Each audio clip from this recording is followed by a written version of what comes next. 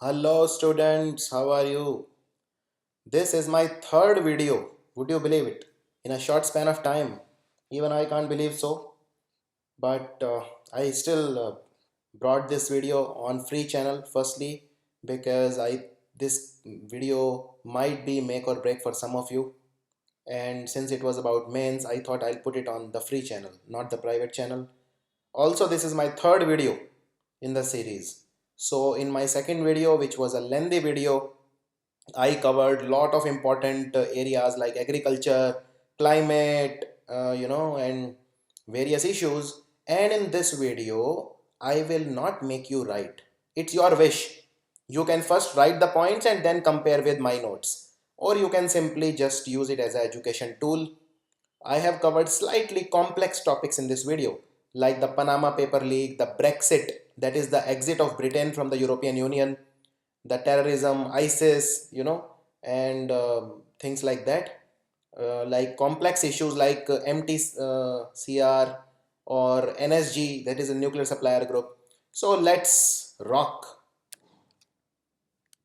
First, let's start with the very dangerous ISIS.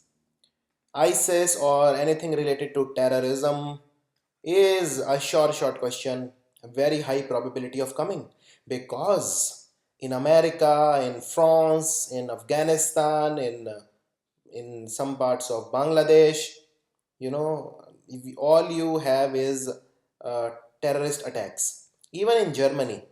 So very important. Even in Turkey we saw uh, terrorist attacks, and we saw coup also in Turkey.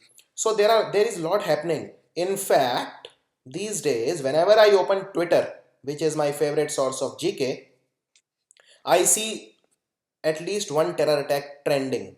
Such is the negativity which is there in the environment all around us. So I will tell you the story of ISIS, where it came from, what do they want, what is their ideology, if at all they have one, and about the terrorism. So keep your ears open and act like a blank slate so that I can paint you. Okay, so before I start, you need to have some, information about the map. See this map very carefully. Only then you will understand what is ISIS. See, this is a map of North Africa. This country, which you call, this is the Africa. This is the Portugal. This is the Spain. So basically, on top you have the European Union, and below you have this country, which is Africa, and in between, can you see this white color thing here? This is the Mediterranean Sea. Okay, so terra means piece of land. So here you have a piece of land, which is European Union. Here you have a piece of land, which is Africa. In between you have a sea. That is why it is called Mediterranean. Terra means land, med means middle, so sea in the middle of the land. So this is called a Mediterranean Sea. Very popular, hugely popular. And look here, these top 5 African countries, I will tell you a way to remember. It is called male. Okay, and put a T over it. Okay, so Morocco, Algeria, Libya, Egypt, and you have this T, Tunisia, small country. Okay, Tunisia. So Morocco, Algeria, Libya, Egypt. Morocco, Algeria, Libya, Egypt. You can repeat it 3 or 4 times. You will easily learn it. And here you have something called as Tunisia, which is a small country. And now something very, this is a very interesting story. And I just thought that I'll share with you where did ISIS come from, what do they want. So there are various theories, various ISIS came from, but the most accepted one, and which everybody believes so, is that it is a creation of America. Now I will tell you how it is a creation of America. So you know that in 2003, under the able leadership of George W. Bush, uh, America attacked Iraq. Okay, America attacked Iraq. See, this is Iraq. This red portion, can you see here? This red fellow here. This is Iraq. Okay, okay. So Iraq is here. Now in Iraq, you had the dictator. Okay, you had a dictator called Saddam Hussein. Saddam Hussein, one of the most notable enemies of America, and see, America has always been poking its nose in other countries' matters. Okay, I will tell you what America does. For example, there is a country called ABC, and ABC is ruled by a dictator. And obviously, if he is a dictator, he will have some enemies. So America, what it does, it gives weapons to the enemies to throw the dictator off from the throne, so that these enemies can rule. And America thinks that when these enemies, since they have overthrown the dictator, defeated the dictator with their help, they will be more, friendly with America. They will give cheap oil. Now mind it, all of these countries are extremely rich in oil. Libya is very rich in oil, Iraq is very rich in oil, so these countries are very rich in oil. Syria is also very rich in oil. Now uh, what happened is in 2003, and you know what, these countries, the most oil rich countries, one thing is common: most of these countries have a dictator government, had a dictator government, where there was one guy who was ruling the roost, and he was always unfriendly with America because it knew the intentions of America. So in 2003, America attacked Iraq. Okay, what it did, it gave weapons to the enemies of Saddam Hussein because it wanted to defeat Saddam Hussein. So Saddam Hussein was defeated, he was hanged, and after that, in Iraq, these the rebel forces started ruling, and there was a complete disarray, complete anarchy.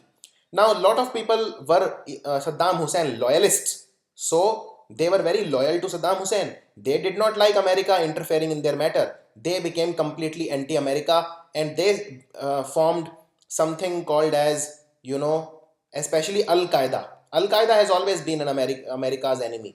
So they formed something called as Al Qaeda Iraq. Okay, Al Qaeda Iraq. It was a Iraq branch of Al Qaeda, AQI. Okay, now in 2007, okay, you had all of these demand for independence in various countries. Then it continued till 2011, 12, and America had a very simple formula that go to any country, whoever the dictator there, is the ruler, the people who are opposing, give them the weapons. So for example, in Libya, now Libya was ruled by Gaddafi. Okay, Libya was ruled by Gaddafi, and America encouraged, with the help of France, it encouraged the anti-Gaddafi forces. It gave the enemies of Gaddafi the weapons. Okay, so these rebels, they killed Gaddafi. So here in Libya also there were these terrorists who were ruling now. These rebels were also terrorists. Gaddafi was also a terrorist, and these rebels were also terrorists. Only a terrorist can defeat a terrorist. Only difference was that the America was giving the weapons to these dangerous terrorists just because they wanted to throw off the leaders. Same strategy was followed in Egypt. In Egypt, you had Hosni Mubarak, who was the dictator. America gave the weapons to the rebel forces who were trying to defeat Hosni Mubarak, and Hosni Mubarak was also overthrown. Same thing happened in Tunisia also. In fact, first of all, it happened in Tunisia. Okay, so it kept on happening. Okay, now America's dangerous plan reached Syria now. In Syria, you had the guy called Assad who was ruling. Assad is also anti-America. So America followed the same strategy here.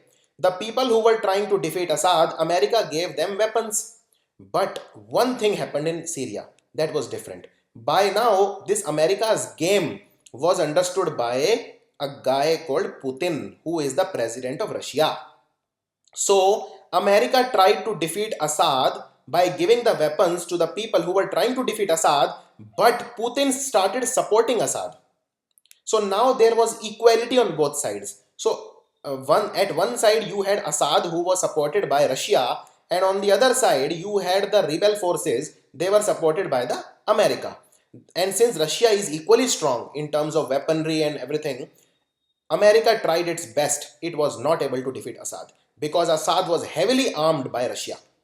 So it was like a proxy war between America and Russia in Syria, and it still continues. It is still continuing. We are in 2016 and it is still continuing for years. It's been 5-6 years.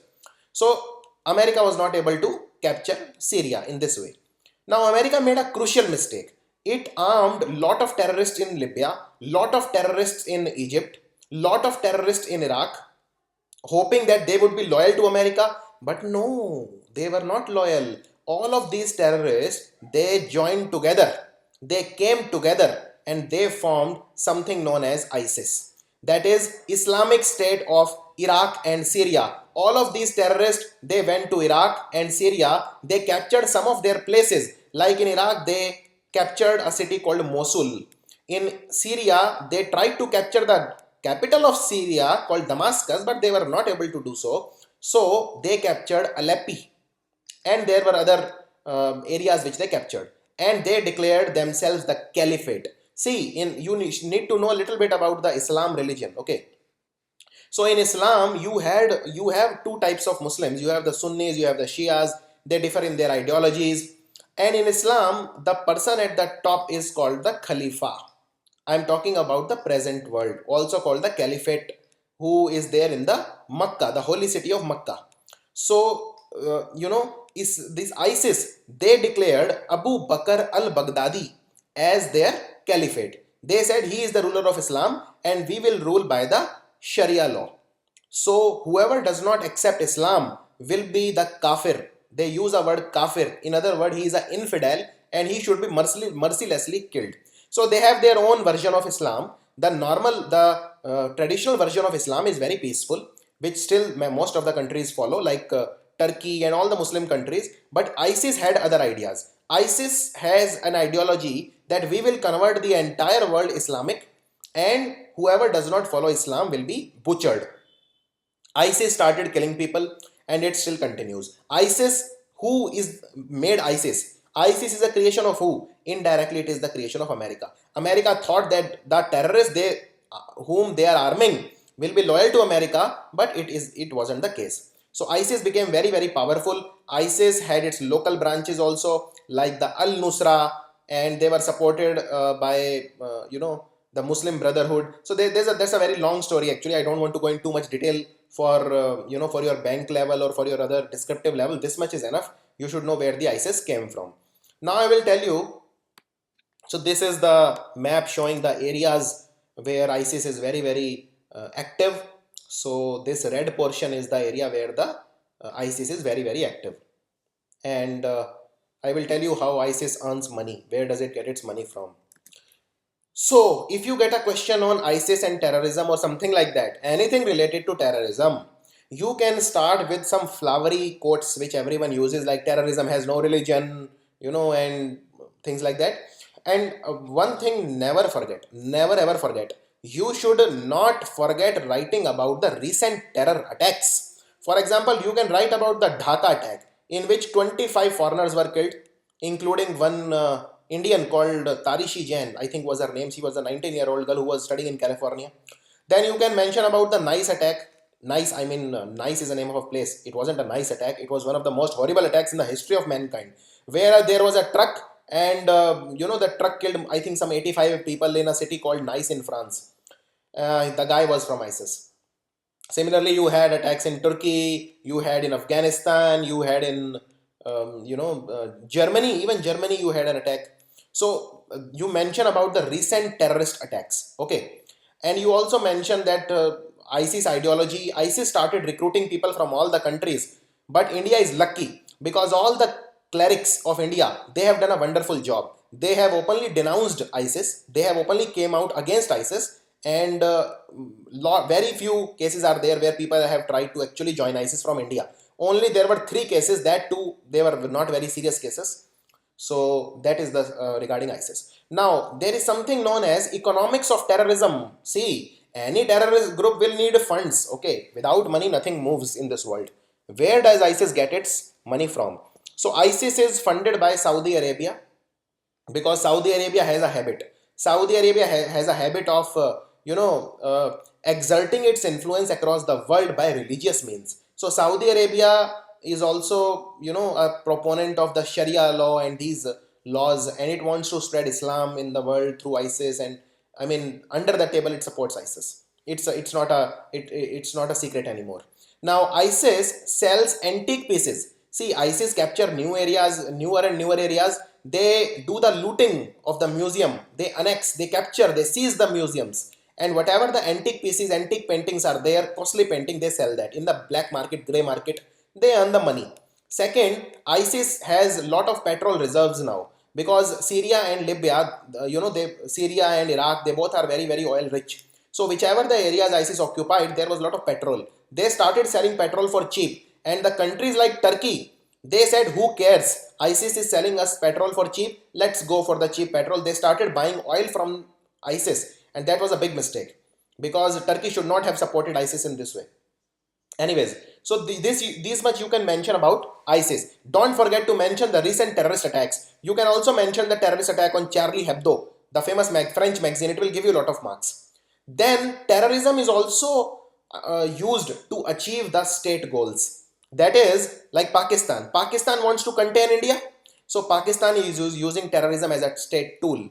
For example, Pakistan has a lot of gangs. Hizbul Mujahideen is there. Jamaatul Dawa is there.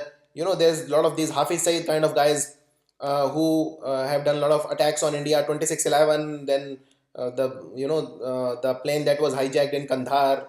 So the attack on Parliament, Afzal Guru, if you remember, Kasab, if you remember. So all of these are creation of Pakistan. Pakistan uses terrorism as a policy, and that is shameful. ISI uses terrorists to contain India. So in Kashmir, you can see it very easily how they encourage separatists, the Hurriyat, and these guys to propagate anti-Kashmir, anti-India feelings, and like that. And then there are non-state actors. See, non-state actors means the organizations, like for example Jamaatul Dawa. It's a non-state actor, which is not active politically in a country, but are still active in a latent form. So for example, Jamaatul Dawa is a non-state actor. So there is a huge role of non-state actors in promoting terrorism. Then you talk about Islamic and non-Islamic terrorism. See, terrorism has no religion, and it's true. Yes, most of the terrorist attacks are carried out by Islamic, but that is only because of ISIS. And most of the peaceful people of Islam, most of the clerics, they have all came out and completely condemned ISIS, completely spoken against ISIS. So you can mention about that. Then there is non-Islamic terrorism. Also, do not limit your answer to only ISIS. See, there are a lot of villains. So for example, Boko Haram. Boko Haram is one of the biggest villain in Africa. In countries like Nigeria and these countries, Boko Haram has been killing children and women and who not. So they have killed thousands and thousands of people in Africa. And then you can also link terrorism to drugs, which is called narco-terrorism. See, you talk about Punjab. In Punjab, you saw the attack in Gurdaspur. Now, that is related to drugs. Yes, it is related to drugs, because where do terrorists get money from? They sell drugs. The money that they earn is used in terrorism. So that is called narco-terrorism. So this is what you can write in ISIS or terrorism.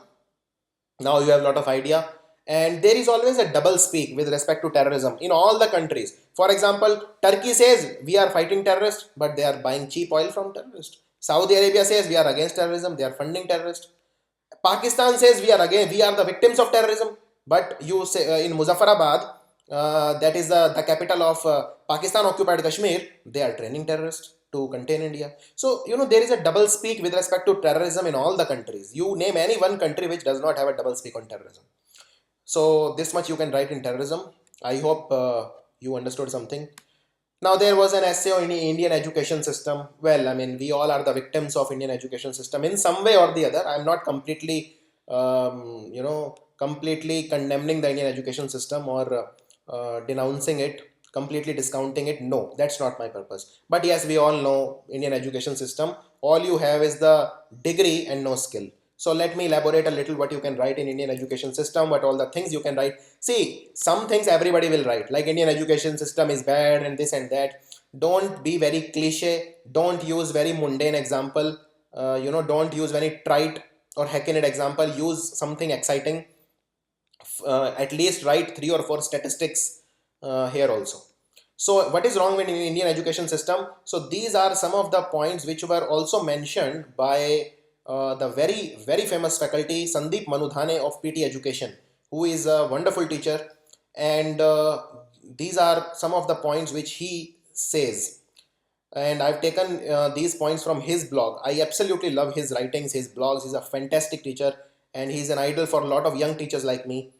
So he says that what is wrong with Indian education system? First, wrong ownership. See, most of the colleges and schools in India, they are owned by people who have no relation with education.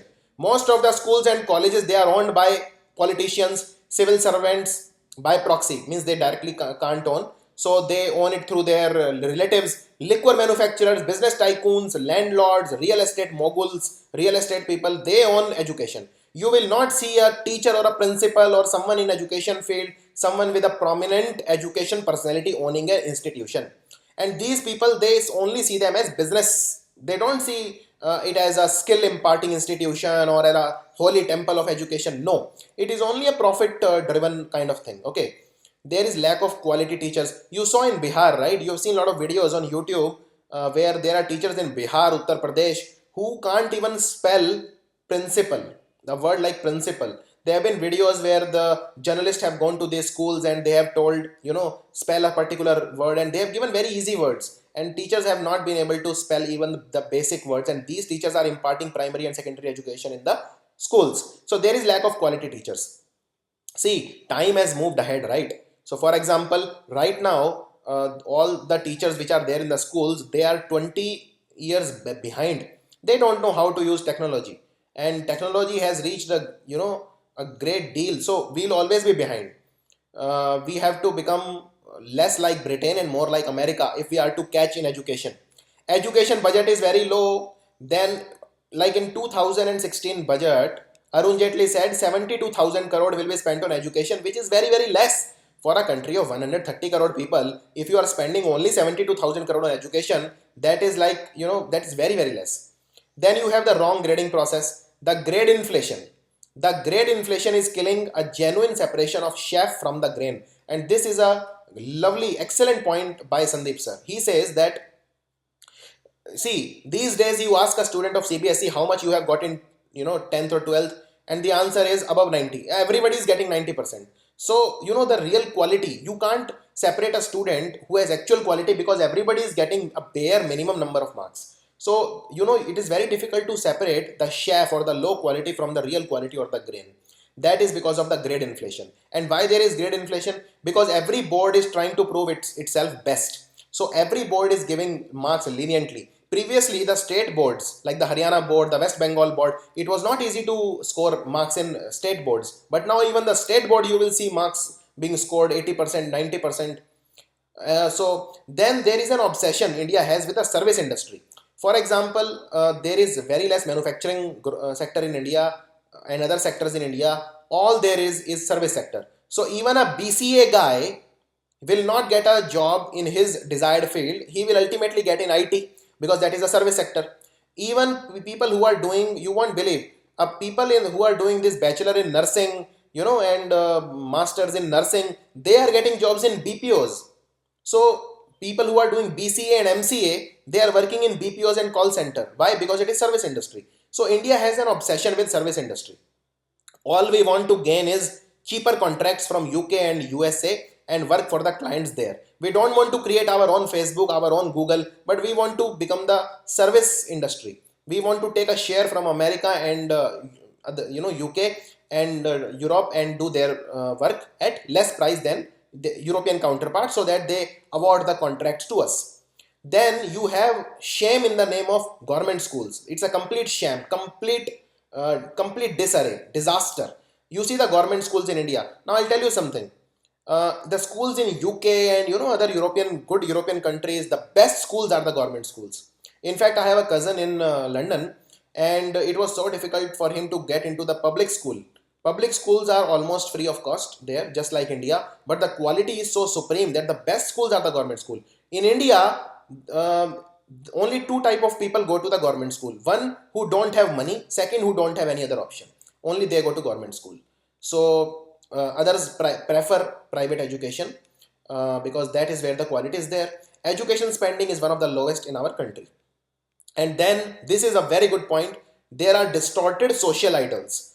See, in India, we want the degree for marriage, for job, for parties, for marriage reception, for matrimonial advertisements. For example, I have students who come to me and I mean they say that we did MA so that we can write in our that what you say that the paper which they send to the girls' house where they write about them, where they write that the student is MA or student is BTech. So everybody does BTech here so that he can have a sort of a respect in society that he's an engineer. All we have is degrees, and that is why a very famous person has said that the Indian graduates they are BTechs. They are not engineers. They are BTech graduates. Similarly, they are MBA graduates. They are not management professionals. So it's a degree based education. You will see people with MA degrees in MA in history, and he will not have the quality to take history lecture. So it's across the fields. I'm not criticizing any one particular field. You take any field in India and all you will see is only degrees. Apart from some few institutions, all there is degrees. So we have to change all that, and this is what is wrong with the Indian education system. And In fact, the HRD ministry, which has the education department under its auspices, it has taken some steps. So mention it on a positive note. Things are changing. India desh badal raha hai. You must have seen that video. Now there is the Prasikshak. It's a web portal which is started by HRD ministry for teacher training. Teacher training is very essential for if the teachers are trained, only then they will train the students well. So for that, HRD ministry has launched Prasikshak. Then the quality of education in America is very good. In foreign countries is very good. So HRD ministry under Smriti Irani took a very good step. They collaborated with the American universities, and they the Indian origin, the NRI professors who are teaching there, they collaborated with them, and those professors will come and teach in India. That is called the Gyan scheme by HRD ministry. GIN, Gyan. That is called Global Initiative of Academic Networks, also called Gyan in short. So you can write about some of the initiatives of the HRD, and also mention technology. With the help of technology, now the quality can be imparted. For example, you all are watching this video on YouTube. That's an example of technology. Had YouTube not been there, you would have never been able to hear me. So I mean, you can write about that.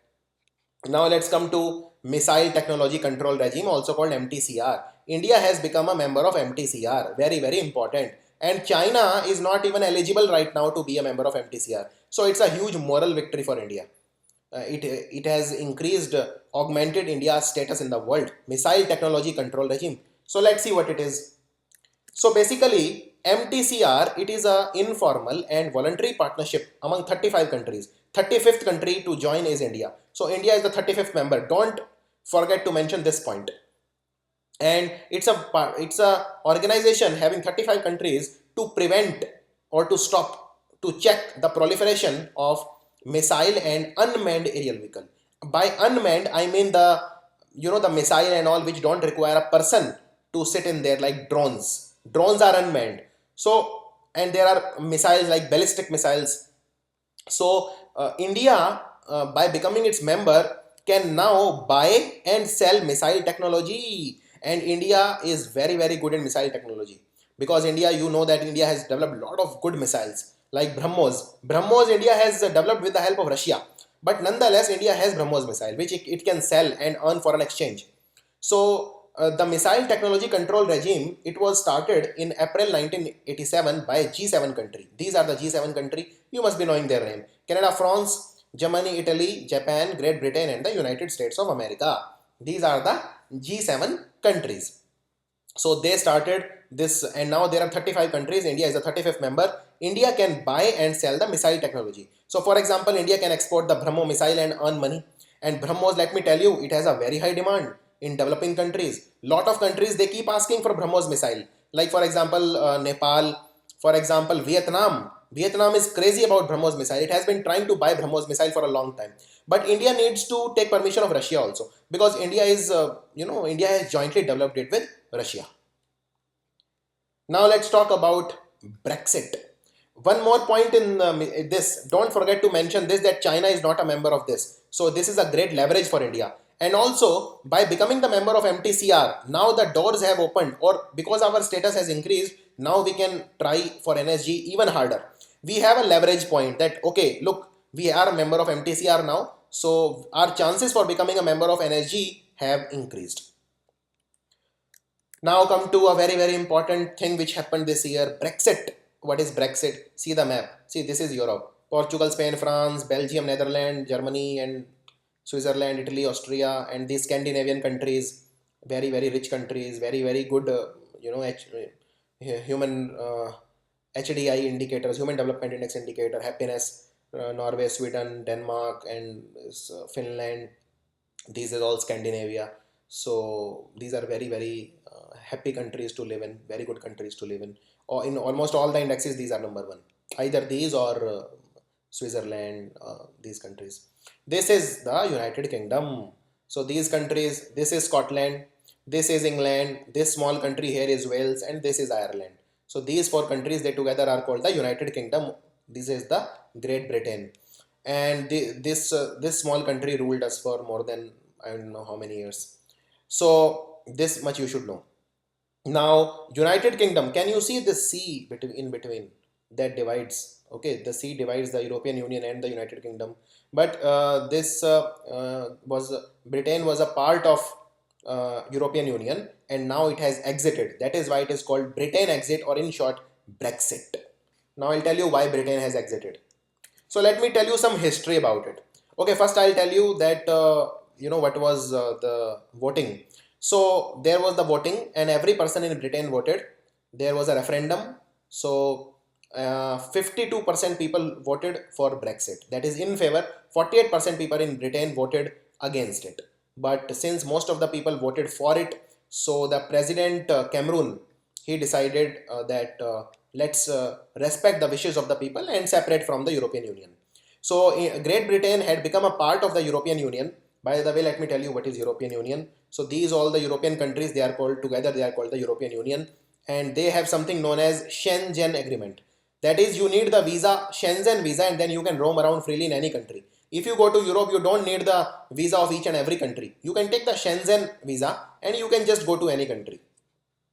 So Britain became a member of the European Union in 1973, and in 1975 it had the first referendum, but that time everybody voted in favor of staying with the European Union.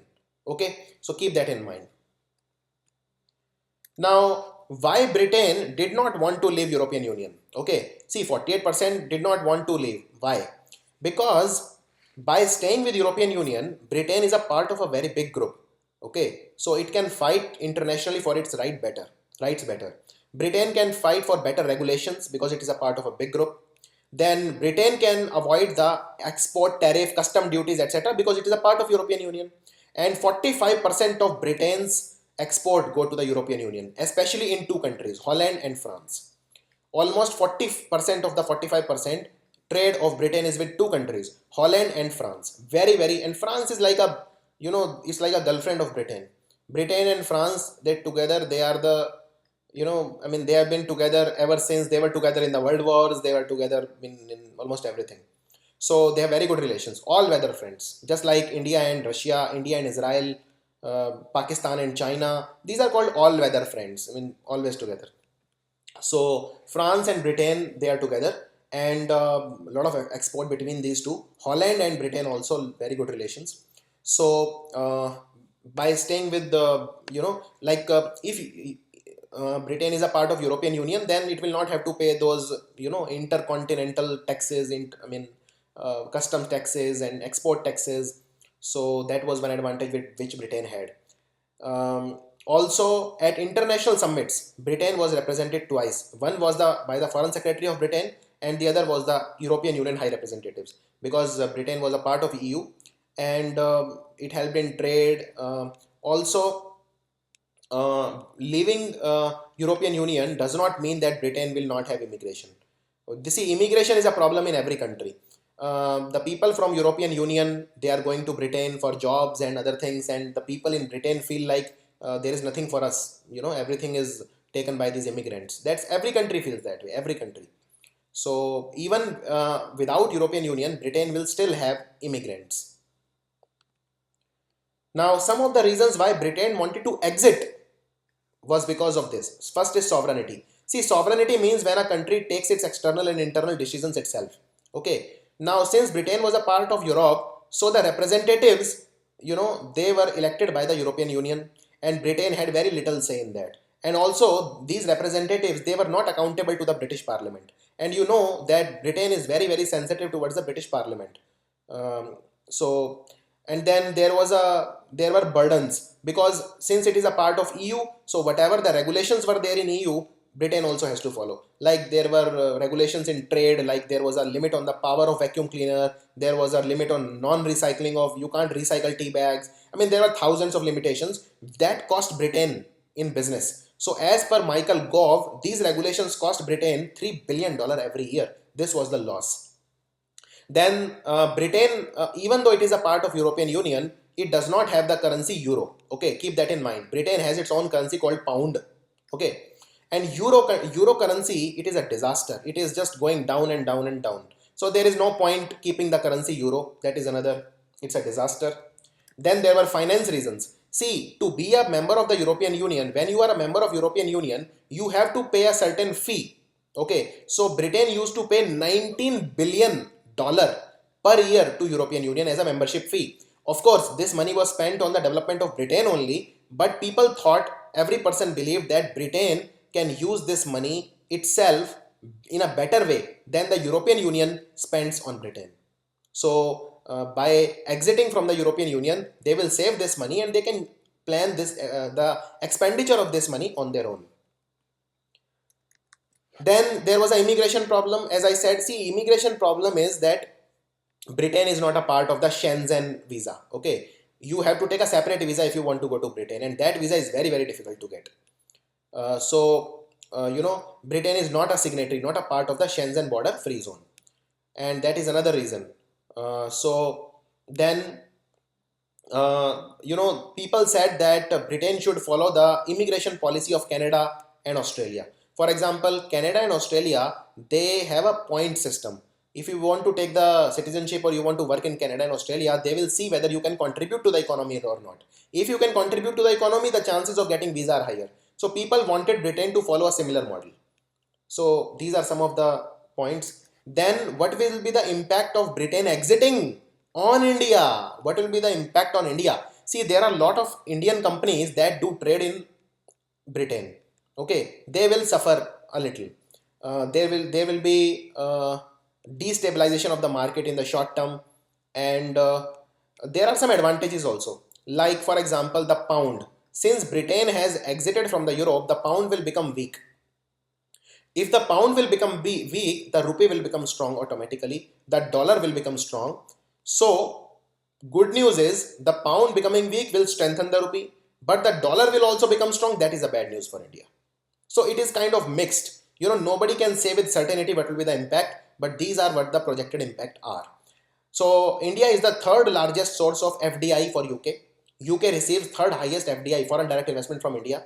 There are more than 800 Indian companies in Britain, and some of the notable companies are Tata Motors, TCS, Tata Consultancy Service, and these. So they have a lot of trade with Britain. The Infosys company has a lot of trade with Britain. These companies will suffer in the short term because the pound will go low. So the earning of these countries will suffer a little. The share market will collapse a little. But these are only short term kind of thing. Then the disadvantage for India is that since Britain was a part of European Union, so since India has a lot of trade with Britain, so it meant that India indirectly has a lot of trade with European Union. So Britain was like a gate for India to go to the European Union. But now since they have separated, so these companies from India will have to establish themselves now in European Union separately.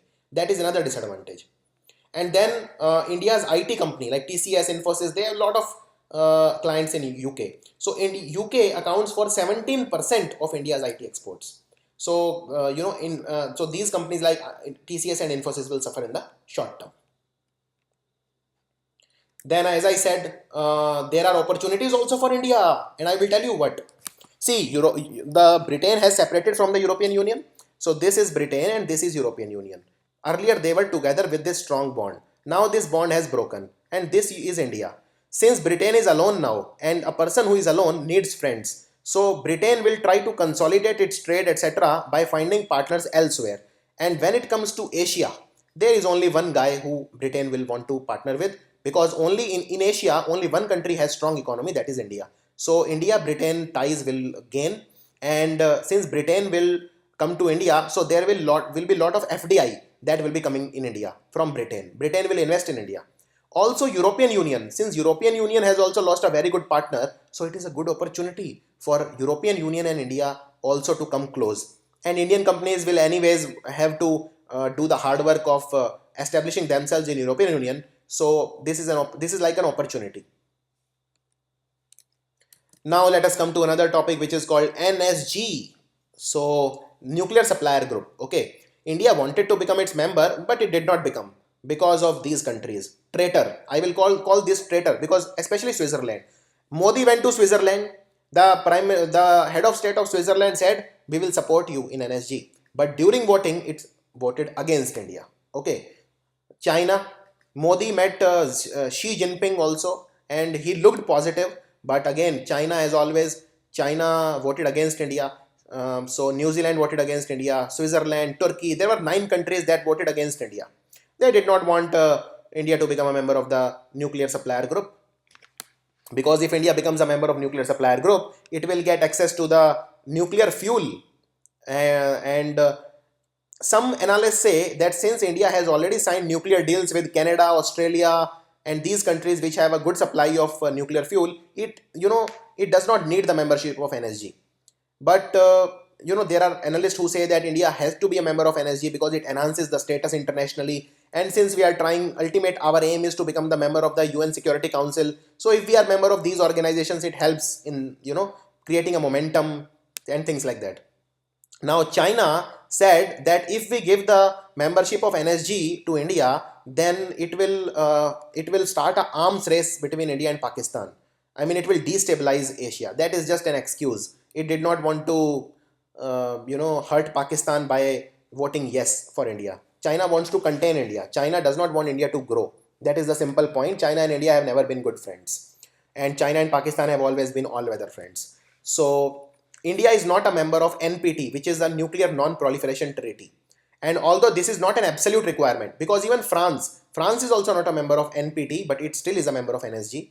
So this is not an absolute requirement, but this was the China's excuse. Even Pakistan applied for the membership of NSG in May this year. And the reason was simple, so that China can reject both Pakistan and India, and it can say that, okay, we don't want to have an arms race between India and Pakistan, so I have rejected both. So it wanted to show itself as neutral in that regard. So this was regarding NSG. India did not get its membership. India will keep trying and it will eventually get it. But this year it could not get. However, the pain of not getting the membership of NSG was somewhat assuaged by getting the membership of MTCR. So that was a big achievement for India. Now, let me tell about India's relation with the NSG. See, India is not a member of NSG, as I said. NSG in 2008 agreed to grant India a clean waiver, which was a very big thing, because it was the first country to which it granted a clean waiver, even though it is not a member of NPT, as I said. And why NSG is important to India? So NSG control major commercial activities in nuclear material like uranium, thorium, all these nuclear fuels, and technology transfer with respect to nuclear, energy. The nuclear, India has a lot of nuclear reactors, but a lot of them are not in working conditions. In fact, 90% of the nuclear reactors in India, they are empty. We have created nuclear reactor, but there is no fuel. That is why India has signed agreement with Canada, with Australia, nuclear deal with America. What is the meaning of nuclear deal? See, the nuclear deal is this. America says that, okay, we will give you nuclear fuel. Canada says we will give you nuclear fuel. Australia says we will give you nuclear fuel. But what is the guarantee that you will use that nuclear fuel only for creating electricity? only for generating electricity in nuclear reactor. You can make nuclear bomb also, right? So India has to give the guarantee that I will not make the nuclear bomb. I will not, there will be a non-proliferation of the nuclear armaments. That is the guarantee. That is called nuclear deal. So India needed this membership actually, because it wanted to have technology transfer, because to build nuclear reactor is easy, to run a nuclear reactor is not easy. There are all sorts of risks associated with the nuclear reactors. So India wanted to become a member of the NSG, but it wasn't to be. And NSG member will also allow India to participate in global nuclear trade. So for example, India in future can build its own nuclear reactor and sell to other countries, lower countries. And also, if India becomes a member of NSG, it will be a big setback for Pakistan, because in NSG the entry of other countries is by a consensus. So India can become a member of NSG and then can vote against Pakistan. So India can play its part in not letting Pakistan become a member of NSG. So it's very strategic. So this is what China said. China basically is dependent on Pakistan, so that's why it voted against it. And as I said, Pakistan also applied for the NSG membership in May, but China, this was just a plan by China to show itself as neutral, so that it can reject both India and Pakistan and show that I'm neutral. Now let's talk about another topic, which is Panama paper. Very simple. See, Panama is a country in Central America, okay, famous for the Panama Canal, which connects the Pacific Ocean to the Atlantic Ocean. So that is the Central American country, Panama. And lot of documents were leaked from a company. It's a law firm called Fonseca. Mossack Fonseca. This is a company. It's a law firm from which the documents were leaked, and these leaked documents created a furor around the world, because these documents showed how there are tax havens, and the rich and influential people, the people like Nawaz Sharif, people like Lionel Messi, the famous people, they are avoiding taxes. These people, these Panama papers showed. In fact, there were 20 head of states, 20 president and prime ministers of the countries who had their money stashed in the tax havens. What is tax haven? Tax havens are like the these Gibraltar, and I mean a lot of these countries, even Switzerland and a lot of these countries where there is no tax on the deposits. So you can safeguard them, and there are very secret transactions. So a lot of politicians and all, they put their money in these tax havens. So these Panama papers showed that. And there were a lot of companies, like there were like 2.14 lakh offshore companies which had the accounts in these tax havens. And the data was in the form of email, PDF files, photos, everything was leaked. And there were very high profile people. I will tell you which people you have to remember. So there were, as I said, there were like 2.14 lakh companies. There were 2.2 million PDFs which were recovered, 3 million database format file, the DFF. Then there were 320,000 text file. This data you need not know, but you should know, since there were so many documents which were leaked. So it would have taken a lot of time to study. Now you should know the famous names of people, like Putin's best friend, Sergei Roldugin. Then there was Nawaz Sharif. There was a great football player Lionel Messi, who was he's a tax fraud. He is even given 21 months punishment in prison by a Spanish court. Then there is brother-in-law of President Xi Jinping. These are high-profile people. There were Indians also. Amitabh Bachchan, Aishwarya Rai, Samir Ghulayat, who is India Bulls owner, KP Singh, who is DLF owner. I'm not surprised KP Singh is here. There is Vinod Adani. Then there is Anurag Kejriwal, not Arvind Kejriwal, Anurag Kejriwal. Okay. Then Shishir Bajoria. These both are politicians. So these are the high-profile people. And there was also the head of state, the head president of Iceland, who had to resign because of the Panama paper leak. So a lot of prime ministers and president, they had to resign because of their wrongdoings. And Panama leak created a huge furor across the globe. It was even bigger than WikiLeaks. In WikiLeaks, what? You had 20-30 documents. In Panama leak, you had millions of documents. So remember that. So these were some topics. I hope you gained some understanding.